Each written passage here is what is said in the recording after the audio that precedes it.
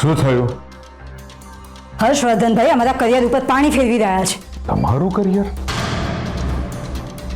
કેવું કરિયર? તમે કેમ આમ કહો છો? તમે કેમ ભૂલી જાઓ છો કે અમે 4 સભા 3 રેલી અને 2 ઉદ્ઘાટન કર્યા છે? અમે ગામમાં એક પ્રતિષ્ઠિત લોકનેતા તરીકે એસ્ટાબ્લિશ થઈ ગયા છીએ.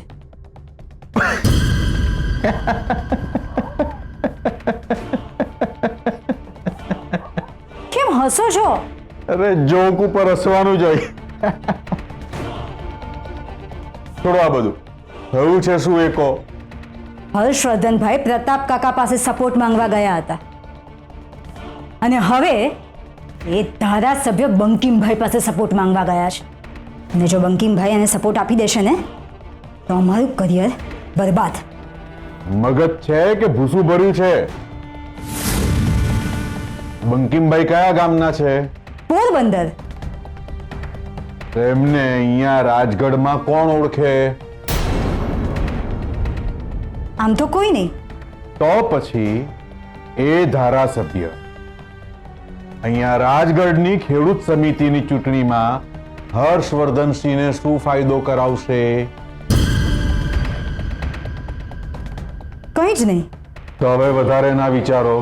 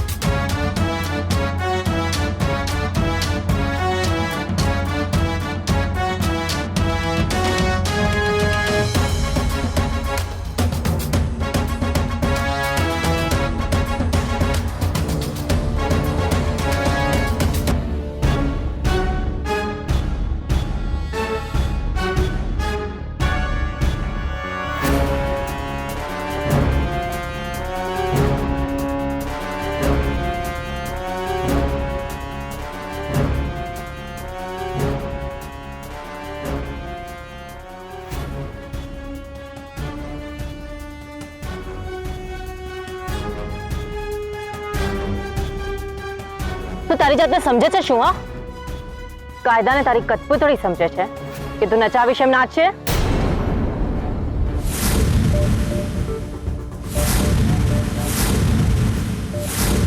સાઈન કરવા માટે માણસને મોકલે છે.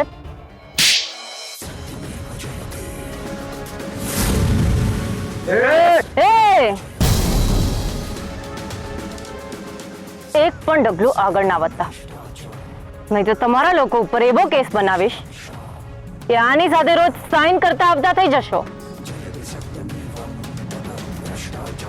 અને તને મેં કહ્યું હતું ને કે રોજ ચૂપચાપ આવીને સાઈન કરી જવાનું, પણ તું ના માન.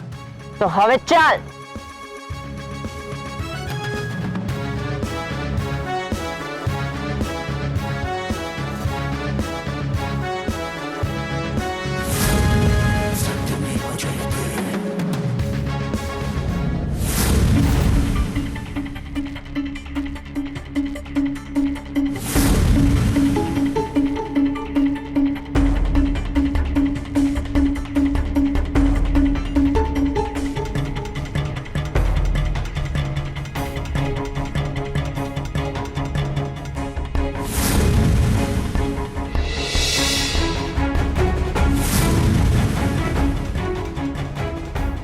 બહુ મોંઘું પડશે આ તને. ચૂપ. ભૂપતભાઈ, રજિસ્ટર ખોલો. ફાલતુ વાત માટે તું બહુ મોટો તાઇફો કરી રહી છે. તું હજી સુધી મને ઓળખતો નથી. તારા નસીબ કે મેં તને અંદર નથી નાખ્યો. એ ચૂપચાપ સહી કરી દે, નહીં તો અંદર જઈશ સહી સલામત, પણ બહાર આવીશ ઓ બા ઓ માળી એમ કરતો કરતો. चल बेटा सही कर.